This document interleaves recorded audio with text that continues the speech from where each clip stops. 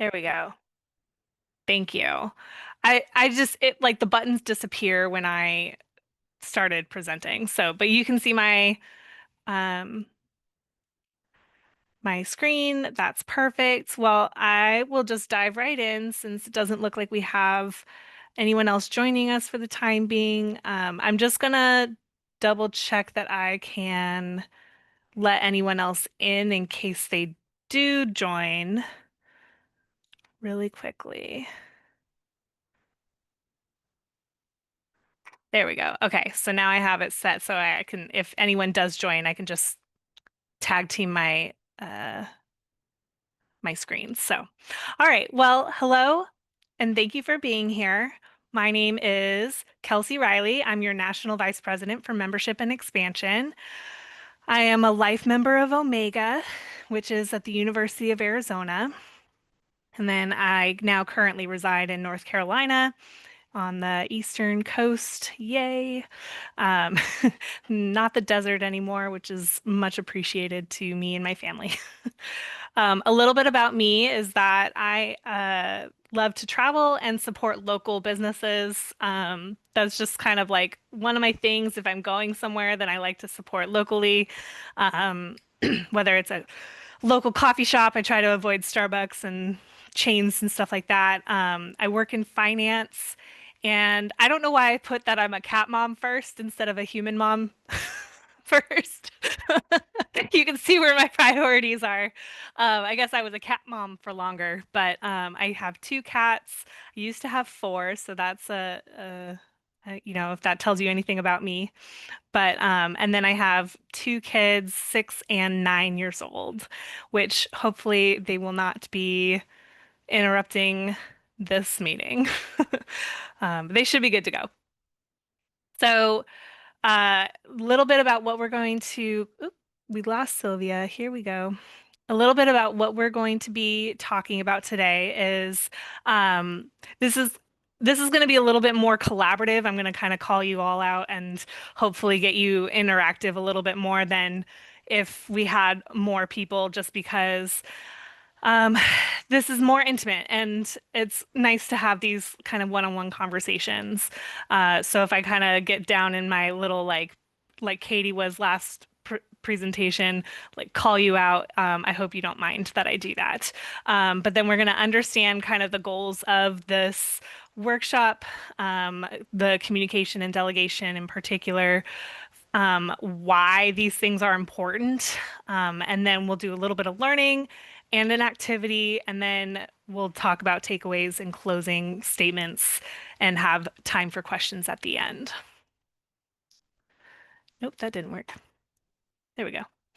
All right, so for today, we want to identify strengths and gaps in current chapter communication and delegation. So I'm going to challenge you all to consider where some of those strengths and gaps are within your own chapters. And then we'll learn easy to use frameworks to improve clarity and accountability. And we'll also talk about why those things are important. And then I'd also like to practice a delegation activity. So because there are only four of us right now, we can really get into an activity about like I'll have the four of you just work through something much like uh, just an activity for you all to work on. And then we can apply how that applies to your chapters at home. And then encourage inclusive and transparent leadership practices. So we'll kind of get into a little bit about why communication is important and how that applies to those inclusive and transparent leadership practices and what that means for your chapters at home. So this is not going to work with the way that we initially arranged this workshop, just because there's not enough people for the mentee program to really make it worth it. But what I will do is ask you to drop in the chat what delegation means to you. So just like in one word, what does delegation mean to you?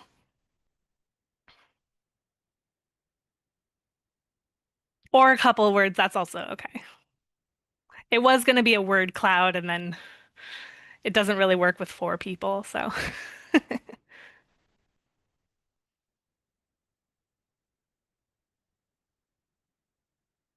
sharing the load. Okay.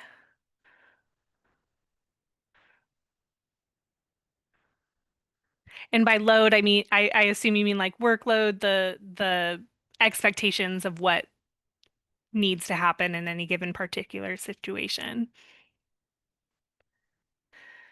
Who else has something to add? More attention to detail. Okay, I like that one. Can you go, Sydney, if you feel comfortable coming off mute, do you mind going into a little more detail about that attention to detail? Yeah. Um, I just think that when one person is trying to do a whole lot of work, it's easy for things to like get missed over. But when you're delegating them to people who are the strongest in those places, it's like more attention to detail and it's more likely to get done right. Ah, I love that you said that. And then when you're delegating to people who might have stronger um, attributes in that particular delegation or activity, then the details don't get as lost in the mix. And then Sophia said, asking for help. Yep, that's absolutely correct. Delegation doesn't have to be a distribution of you do this, you do that, you do this. It can be a collaboration of, hey, this is something I need help with. Who's willing to support me in this matter, in these endeavors? Any other thoughts regarding delegation?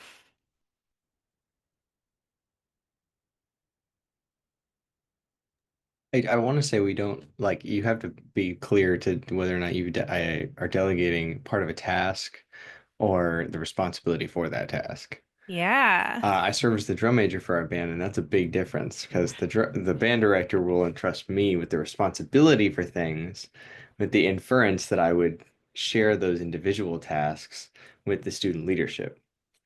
Okay. So charging you with doing this umbrella thing that then you can't do by yourself. So you then would be expected to go into individual um, members of the band to say, hey, can I expect you or can I rely on you to do this particular task? Yeah. Yeah, but as the delegator, you got to remember where the umbrella sits in the end. Yeah, that's true. That's true. And then the other thing I wanted to ask, just a general question, is where do you, on the spectrum of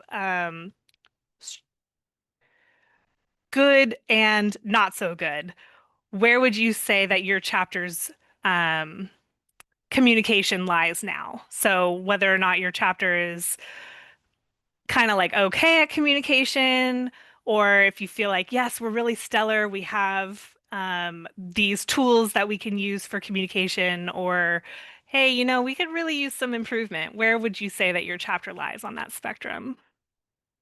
And this is an open-ended question to everyone again. Good, but could always be better. Okay, definitely needs improvement. That's why you're here. That's awesome.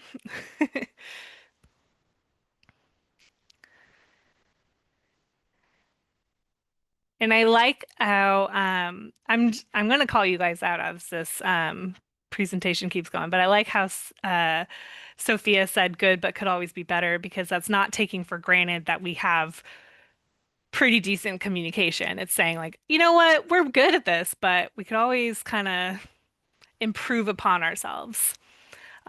And then we've got feedback loop of struggling to have it work well. Okay, so do you mind getting into that a little bit? Uh, we have a very strong 20% doing 80% in our chapter that I'd like to Ah, work on. And for me specifically, and for other members of the executive board and officers, it means like, regardless of the fact that you delegated well, like I remember handing somebody a checklist once with like, okay, come back when all these questions are answered because this is going to be our service project. And I like checked in and they were like, yeah, so I didn't really know, so I just didn't. oh And I was no. like, okay, cool. Um, so that's what I mean by the fact Okay. that while it's a struggle for me to delegate, when I or other officers do delegate, it's not well received. And so I Yeah. can't really put the problem in anyone's hand because it's our challenge to work through as a Yeah. cultural thing. It's hard to ask for help, especially when you don't necessarily know that you can rely or trust that you can rely on the person that you're asking for help from. And that is something that we will continue talking about as the presentation goes on. So I just wanted to get a little bit of a pulse on where everyone was at with that, the idea of delegation and what the expectations were for communication and where you're all at with your chapters and things like that. And then we also had it's gotten better, but more improvement is always great. So that's, like we were saying before, is, it can be good, but then how can it be better? And that's the challenge of being in a progressive organization where we always want to challenge ourselves to be better than we were before, and not just stuck in our past. And my least favorite saying is, well, that's always how it's done, or that's always been how it's done, because that doesn't answer anything and that doesn't provide any clarity on what needs to be done moving forward. So thank you for that. So, a little bit of why it matters, because bad communication leads to burnout, confusion, missed deadlines, mistakes, um, lack of clarity, things like that. Poor delegation leads to being overwhelmed, as like Noah said, 20% of people doing 80% of the work. You get overwhelmed. There's resentment because those people are not pulling their weight. I say those people just in a generic term. It might not be any one particular person, or it might be one particular person. We can talk about strategies to address that later. And then micromanagement. So, on one hand, if you don't trust that you can delegate to someone and have that and rely on them to be able to do their job and the task that you set them out to do, um, you you might run into the problem of micromanaging, where if you don't trust them, and so you're just going to constantly say like, well, did you do this? Did you do that? Like, where are we at? Where are we at with this? And so you want to try and find that balance of not micromanaging, but also trusting that someone's going to do their work. Um, and then good systems lead to shared leadership, accountability, and growth. So when we talk about that, we're talking about leadership opportunities. So having these communication systems in place, having good delegation, um, you're allowing other members of your chapter to take on leadership roles that maybe they wouldn't have had otherwise. If you're talking about a chair that's being supervised by the officer of the respective committee, then the chair might delegate to someone on the committee, and that person on the committee can say, I owned this project. And that could be like their foot in the door to becoming stronger leaders. And that's kind of what we're talking about now today is leadership development um, and just providing those opportunities for our chapter members. So why does communication fail? So communication fails when there's no follow-up or confirmation. I would say take the example earlier that's like, hey, I expected you to do this project or this job or answer these questions and it didn't get done. Maybe there was not enough follow-up. Maybe there wasn't enough micromanaging for that particular component or person. Maybe there's too many platforms for communication. So you're talking about text messaging, emailing, using Discord, using Slack or Teams or whatever method of communication that you have. Maybe there's too many uh, platforms of that communication mode of communication, and so things get lost in the weeds, and you don't know where you left off or what you yeah, you're not tracking it appropriately. And then sometimes only officers know what's happening. So you run into the problem the officers, like the aforementioned officer supervising the chair of the committee and then delegating down that road. Maybe the officer's not delegating to the chair, and the chair then can't communicate and disseminate information to the committee, and so then the committee doesn't know what's going on. And sometimes people don't feel comfortable asking questions. So it's not just on the officer for saying, this is what needs to happen. I need this, this, and this by this, and this date. It can also be from the committee members saying, hey, where should we be at? What can I do to help? And things like that. Taking that initiative to talk to I always like to frame it as like top-down delegation, and then there's the flip side where you go bottom-up communication. So take that initiative and know um, what you need to know out of the committee or the task at hand. And now we're talking about delegation. So why does delegation get messy? Um, People like to do it all themselves instead of asking for help, but that leads to getting overwhelmed and burnout and things like that. Um, there's no clear deadlines, so you might have delegated something, but someone didn't know that it needed to be done by a certain time frame. No follow-up or accountability, kind of like that communication aspect where it kind of breaks down.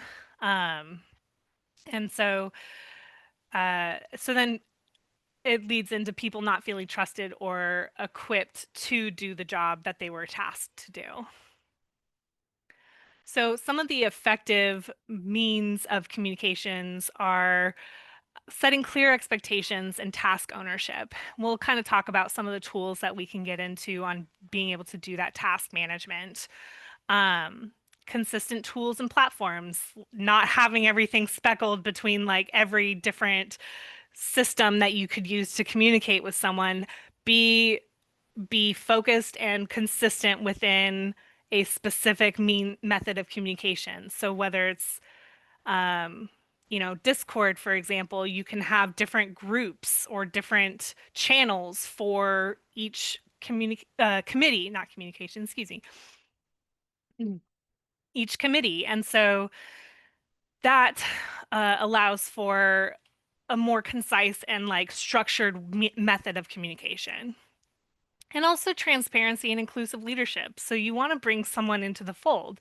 You don't want to assume that someone can't do the job. You don't want to assume that, I mean, assumptions are our worst enemy, right? We don't want to assume that someone isn't willing to do the job. And so being able to be clear and communicative about what the needs are, transparent about what the chapter needs to do for this project or this activity or this fundraiser. And having regular check-ins and follow-up. That's really important to be able to connect with the committee members and know exactly, or I'm applying this to committee members, but it can really just be applied to the whole chapter. But ensuring regular check-ins and follow-up allows for that benchmark uh, those benchmarks to be met, and if something does fall through the cracks, then you know it sooner rather than later before it gets too late. So this is where I kind of want to get a little more intimate with our activity. I want to practice a little bit of delegation and have this collaborative conversation about planning a joint service project with another chapter. So whether or not it's a joint chapter with Kappa Kappa Psi activity, or if it's another chapter in the district, something like that. Tasks include contacting advisors, designing flyers, creating a sign up, managing day of logistics, and creating reflections on the activity. How would you divide this workload? What would you start with first? How would you delegate the responsibilities? And what would you do to ensure a successful event?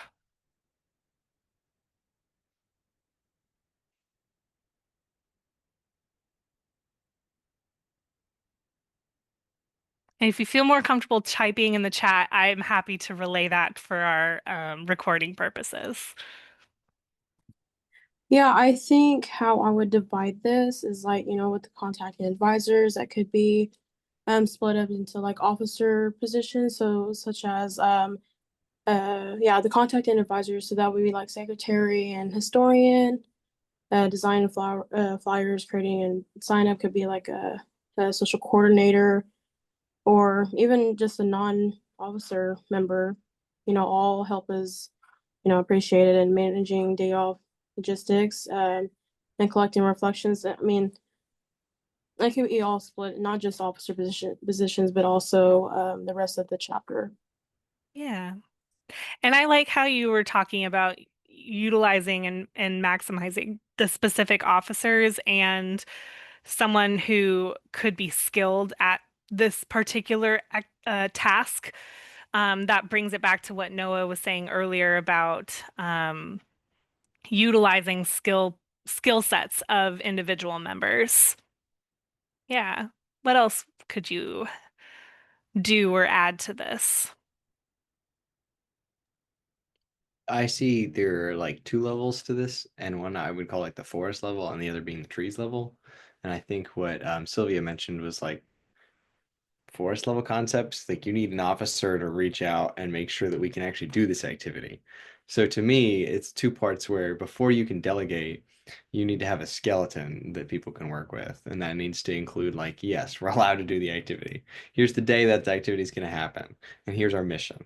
And then after that, you get to break it down and I mean, trees is the next part and figure out what, who's going to plan the uniform for the day, who's going to get the transportation plan ready, who's going to get the this or that, and then you that becomes really manageable where it's like, okay, you deal with how we're going to get cars there. What is our schedule going to be for the day? Who's going to teach that session, that kind of thing. Yeah. What about assigning like a project manager, like a chair of the committee, someone that to me feels like it might be the first step to oh, I see something in the chat too. I'd ask the chair of the social media committee to make a flyer. Um, there we go. That's uh, definitely helpful.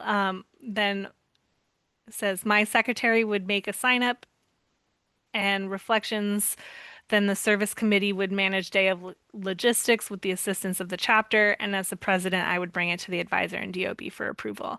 Yeah. I love that. I love that kind of like breakdown of how you would um, create different categories of the project that needs to be happen and then assign different roles and responsibilities per category that you're looking at.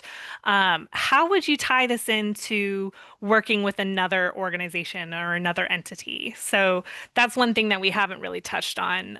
How do you, we've been talking about more internal um, project management, delegation, and communication, but how would you do that with a completely separate organization?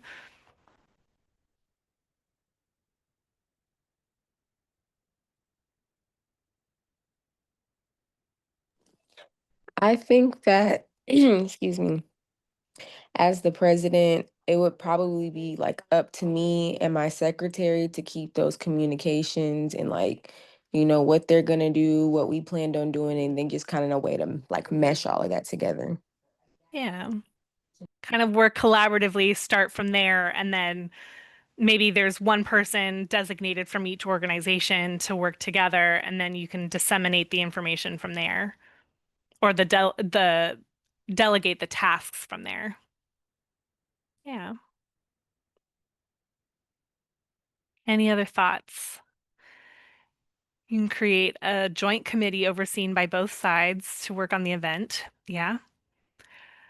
Create a document for for task progress reports. There we go. I love those ideas. The joint committee definitely helps. Creating task progress report documentation. Sorry, I was getting my wrapping my head around that wordage, verbiage. Um, Something to track the progression of the tasks. Um, yeah, I love those ideas. And we can talk a little bit more about the specific tools that you can use. Um, So that's what we're getting into now. So communication that works, just use tools that your chapter actually checks. Um, so these are just kind of some examples: GroupMe, Discord, Slack, email, Google Calendar, things like that. If your chapter needs an overhaul of like what method they're using to communicate, um, then consider something else. Because if it's if 50% of your chapter has to download a new system and relearn it and they're just getting discouraged and don't want to use it and things like that, then you might want to consider another method of communication. As we get into further into the use of technology, that's getting a little bit more and less complicated. So just have a communication or have a conversation with your chapter about what methods of communication work best for everyone. And if there needs to be like a tutorial planned on how to use these modes of communication, then that's something for the president and or communications chair to consider.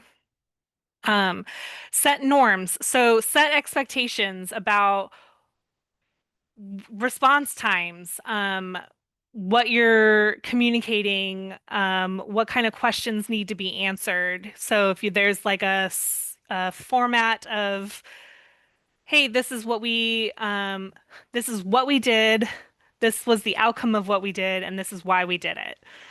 Um, that's called a wow format. And so if you use something similar to that, you don't have to use that, but something similar to that, just using a wow format to be able to communicate what happened. On the national leadership team level, we have an expectation to respond to emails within 48 hours. If it needs to be more urgent, then a phone call over a text works better. Just setting those expectations helps keep people accountable for what they're doing. And then, of course, being proactive with follow-ups, set reminders, set deadlines, track the progress. And I have a little visual on how to track progress on the next slide. But using the Remind app or a Google Calendar reminder or things like that can help you do those follow-ups that are necessary. And then practice assumptions check-ins. So basically, what did you hear me say? So what did I communicate to you? Allows you to communicate more effectively with and understand that someone else knows what you're saying. It can clarify miscommunication in the matter means of like, did I communicate this well to you? Did you understand it? Did you interpret it the way that I wanted it to be interpreted? And that allows you to be on the same page. And then using inclusive language. So we need this versus you should do this. And then can I help versus why didn't you do X, Y, Z? So being inclusive versus assuming someone didn't do the right thing. Because we always want to assume positive intent when it comes to activities and things like that. And here's tools to support delegation. If you have any other tools, please drop them in the chat and we can talk about them. But task trackers, project planning templates, a doing like a who's doing what by when board, maybe a whiteboard. My boss calls it a war room. So we have a whiteboard and we just like plop everything on the whiteboard, and that way we both have access to it and we can both update it and manage it as we need to. And then weekly check-ins. So, hey, where are we at with this project? What can we do? How can I help? Those sort of things. So this is an example of a task tracker. So there's a ugh, excuse me, a task to book something. So then you would assign the person responsible, when the deadline to book it is, and then the follow-up method of how you're going to ensure that that was executed appropriately.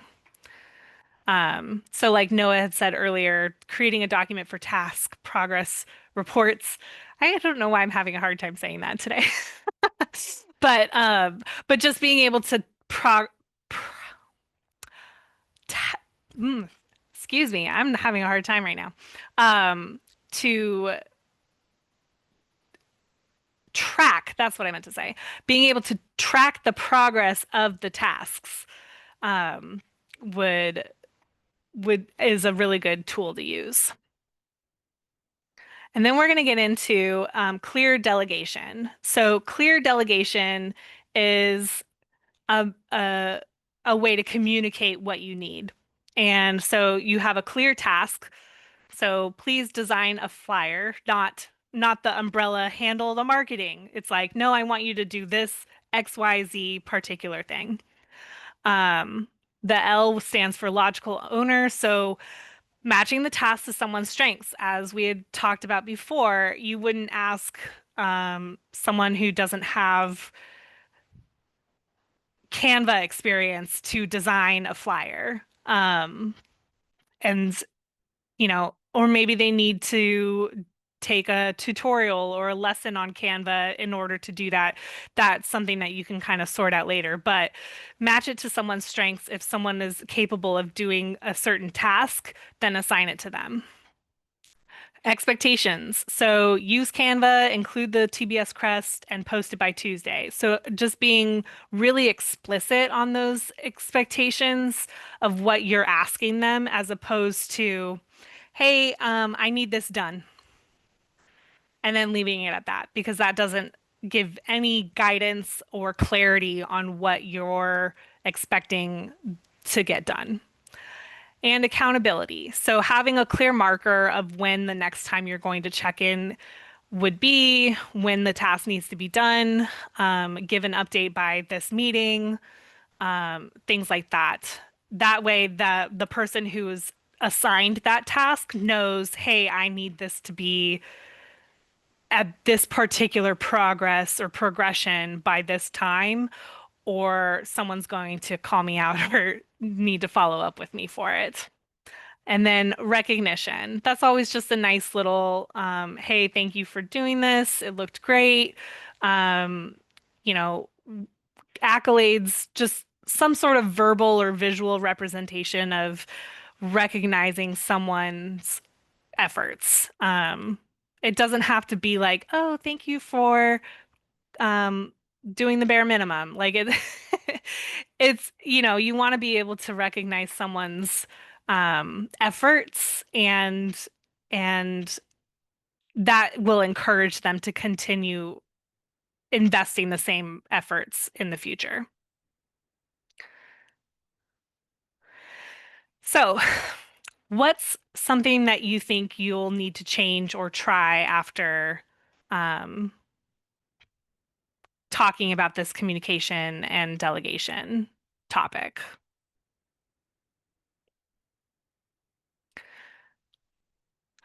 Or I could reframe it as like, what is something that you felt like was breaking down at first, and you now have the tools to be able to support those endeavors in the future. Being proactive with following up on tasks. That is a really good one. I think it's beyond micromanaging, it's just being proactive. It's saying like, okay, I'm going to have regular check-ins. I'm going to follow up with you in a week. That gives a whole week of, I'm not going to ask you every single day to give me the update, or like, hey, did you do this yet? Hey, did you do this yet? Hey, did you do this yet? It's saying like, I'm going to follow up with you in a week please have it done by then. That that's my expectation. Can you tell me what you heard? Yeah, the check-ins. Hey, what did I ask of you? Can you reframe that to me? And that's on the flip side of like good communication can often be like, hey, I heard you said this. Is this accurate? And then that's like proactive on the person who's being communicated to. But you can also have the communicator be proactive in saying, hey, um, what did ask you to do? Can you reframe it, or do I need to reframe it in a better way? And okay, this is a question from Sydney about what should you do if it's not done by the check-in. So that's going to be individualized for the person who's tasked with this responsibility. For example, if something wasn't booked by a deadline and now you can't do an event, that is the natural consequence to that is now the event can't happen. So there might be an action plan on how to entrust that person to book the next event, or it might be the natural consequence of, look, we're going to ask someone else to do it next time because this didn't get followed through appropriately. So you can kind of come at it from a couple different angles. But I always like, if you've heard the term PIPs, they're personal improvement plans. And so you'll hear a lot of that in the workforce or, when you get a job or um, things like that. Your boss will put you on a personal improvement plan if things aren't being executed appropriately or to expectations. And so you can do something similar. I like to call them action plans. So like, what's the action plan on how to improve upon this in the future? How can we avoid this issue from happening again in the future and allow that to be like a two-way street and in that communication about allowing, let me back up, allowing it to be a two-way street and letting the person who needs to be on the action plan be involved in how to improve it in the future. Um, did that answer your question, Sydney?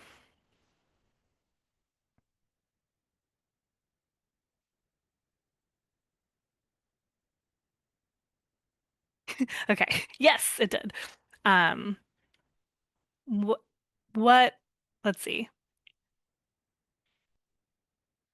Oh, and then I just had an open-ended question about like who's someone in your chapter you could delegate to this week. So it sounds like we have a drum major in the room and they have been given a lot of responsibilities. And so there might be some people that they could delegate responsibilities to in the future. In the upcoming future, I should say, because band camp's gonna right around the corner. Um, And what's a little bit of a takeaway that you can think about when it comes to these tasks and delegating and communicating with within your chapter?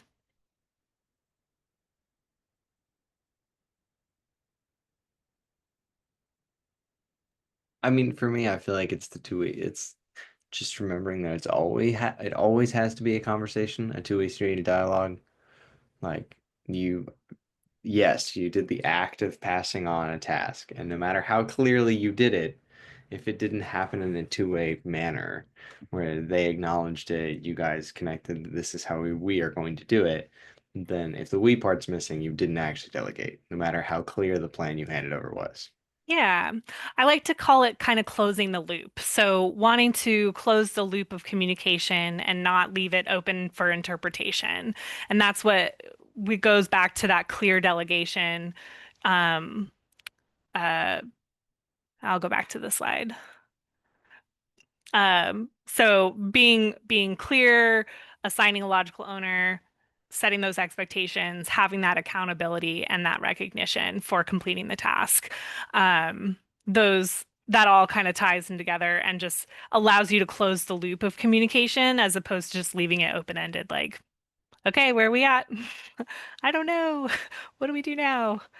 Um, and that sort of thing. So yeah, thank you for bringing that up. Anything else?